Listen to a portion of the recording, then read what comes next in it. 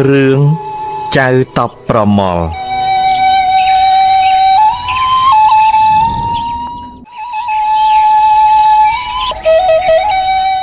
កាលពីព្រេងនាយមានបុរសពីរនាក់បានធ្វើការកុសលជាមួយគ្នាលុះបុរសទាំងពីររំលាយខន្ធទៅបុរសម្នាក់បានទៅកើតជាព្រះឥន្ទបុរសម្នាក់ទៀតក៏ទៅកើតជាបុរសកំសត់មានប្រពន្ធក្រលំបាកណាស់រកស៊ីនេសាទដាក់លបយកត្រីជាអំរោះអំរចិញ្ចឹមជីវិតគ្រាមួយព្រះឥន្ទបានបើកទឹកបច្ចៈតតមកឃើញបុរសនោះវេទនាលំបាកដូច្នោះមានសេចក្តីអាសូរករណាជាពន់ពេកវេលាយប់ព្រះឥន្ទយកមាស3ដុំទៅដាក់ក្នុងលបបុរសនោះលុះព្រឹកឡើងបុរសនោះទៅលើកលបមើលឃើញមាសមិនស្គាល់ជាមាសសម្គាល់ថាជាថ្មក៏ចោលទៅក្នុងទឹកហើយដាក់លបទៅក្នុងទឹកវិញ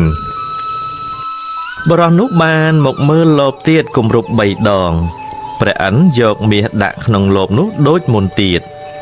បុរសឃើញដូច្នោះនឹកខឹងក៏ចងមាសទាំង3ដុំនោះពន្ធយកទៅធ្វើជើងក្រានដាំបាយប្រពន្ធបុរសមិនស្គាល់មាសក៏យកដុំមាសនោះទៅធ្វើថ្មជើងក្រានតាមបង្គាប់ប្តីក្រោយនោះមានព្រះរាជបម្រើមកទារពន្ធព្រះរាជធានីមើលទៅឃើញដុំមាសដែលបុរសនោះធ្វើជាថ្មជើងក្រានក៏ឲ្យបុរសនោះយកមាស3ដុំបង់ពន្ធដែលបុរសនោះជំពាក់រាជការបុរសនោះនឹកអន់ណាស់ដោយខ្លួនទីទាល់ក្រហើយព្រះរាជបម្រើយកដុំថ្មជើងក្រានដូច្នោះក៏ព្រមតាមបានប្រគល់ថ្មជើងក្រានទាំង3ដុំនោះទៅឲ្យព្រះរាជបម្រើភ្លាមលុះព្រះរាជបម្រើបានដុំមាសពីបុរសនោះហើយក៏យកដុំមាសនោះទៅថ្វាយព្រះមហាក្សត្រលុះទ្រង់សាកសួរពីហេតុដែលបានមាសមកនោះព្រះរាជបម្រើទូលតាមដំណើរស្ដេចទ្រង់ជ្រាបថាបានមាសពីបុរសដូច្នោះទ្រង់ឲ្យហៅបុរសនោះទៅដល់ទ្រង់សាកសួរទៀតបុរសក្រាបទូលថាមាសរបស់ខ្លួន3ដុំបានជូនមកព្រះរាជបម្រើហើយស្ដេចឲ្យទារយកមាស2ដុំទៀតពីព្រះរាជបម្រើនោះហើយទ្រង់បង្គាប់ឲ្យបុរសនោះរកមាសមកថ្វាយព្រះអង្គថែមទៀតបុរសនោះក្រាបទូលថារកមាសទៀតពុំបានទេស្ដេចទ្រង់ឲ្យយកបុរសនោះទៅឃុំព្រឹកឡើងនាយតម្រួតដែលជាអ្នករក្សានេះប្រើធ្វើការដោយជេរស្ដីបុរសនោះលុះទ្រង់ជ្រាបដល់ស្ដេចទ្រង់ឲ្យហៅបុរសនោះមកសួរពីហេតុធ្វើការឲ្យមានទាស់ចិត្តនាយតម្រួតបុរសនោះក្រាបទូលថាទូលព្រះបង្គំមានសេចក្តីតប់ប្រមល់នៅក្នុងខ្លួនខ្លាំងណាស់ស្ដេចក៏មានព្រះបន្ទូលថាបើដូច្នោះត្រូវឯងរកសត្វតប់ប្រមល់នោះយកមកឲ្យអញបើឯងរកពុំបានទេអញនឹងឲ្យពិឃាតឯងក្នុងគ្រានេះបុរសឮដូច្នោះក៏ភ័យគិតថាអញមុខជាស្លាប់ហើយក្នុងគ្រានេះមិនដឹងជាទៅរកសត្វតប់ប្រមល់ឯណាបានទេ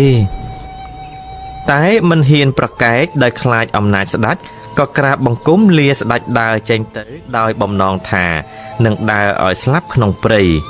លុះដើរចូលព្រៃឆ្ងាយទៅព្រះឥន្ទបើកព្រះនេត្រទៅមកឃើញបុរសនោះមានសេចក្តីវេទនាលំបាកដូច្នោះក៏និមិត្តជាអាស្រមមួយនៅខាងមុខទីដែលបុរសដើរទៅហើយព្រះឥន្ទកាឡាខ្លួនធ្វើជាព្រះមហាឥសី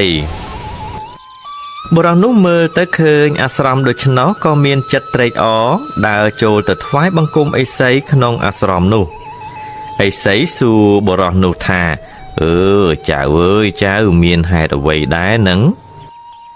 បុរសនោះទូលឥសីតាមដំណើរដែលស្ដេចឲ្យរកសត្វតប់ប្រមល់យកទៅថ្វាយនោះឥសីក៏និយាយថាចៅកុំព្រួយរួចឥសីបានយកបំពង់ពកមួយមកសែកមុនវិជាសលសាសកើតជាខ្លាសឹងដំរីពស់រមាសសុទ្ធតែជាសត្វសាហាវទាំងអស់ហើយឥសីសែកជប់បង្រួញសត្វទាំងអស់នោះច្រកចូលទៅក្នុងបំពង់ពកប្រគល់បំពង់ពកនោះឲ្យទៅបុរសរួចផ្ដាំថា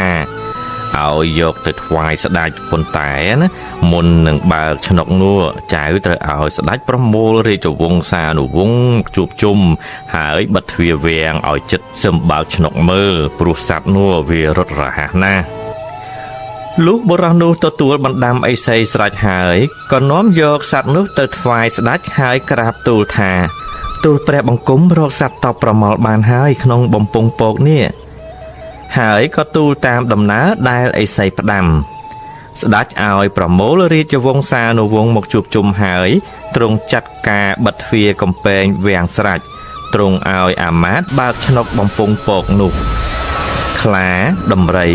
សិង្ហរមាសពស់ក៏ចេញពីក្នុងបំពង់មកខំស្ដេចនឹងព្រះរាជវង្សានុវង្សនោះដល់នៅក្តីមរណភាពអស់ទៅក្រោយនោះពួកអ្នកនគរបានឃើញបុរសនោះមានឫទ្ធានុភាពដូច្នោះ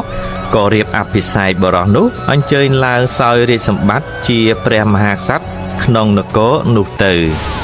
សត្វទាំងឡាយក៏លាស្ដេចបុរសនោះចូលទៅនៅព្រៃដោយផ្ដាំថាបើស្ដេចមានភ័យឬមានការអ្វីគ្រាន់តែនឹកមកដល់នឹងមកជួយយកអាសាជាដរាបបាទរឿងចៅតបប្រមល់ចប់ត្រឹមតែប៉ុណ្ណេះ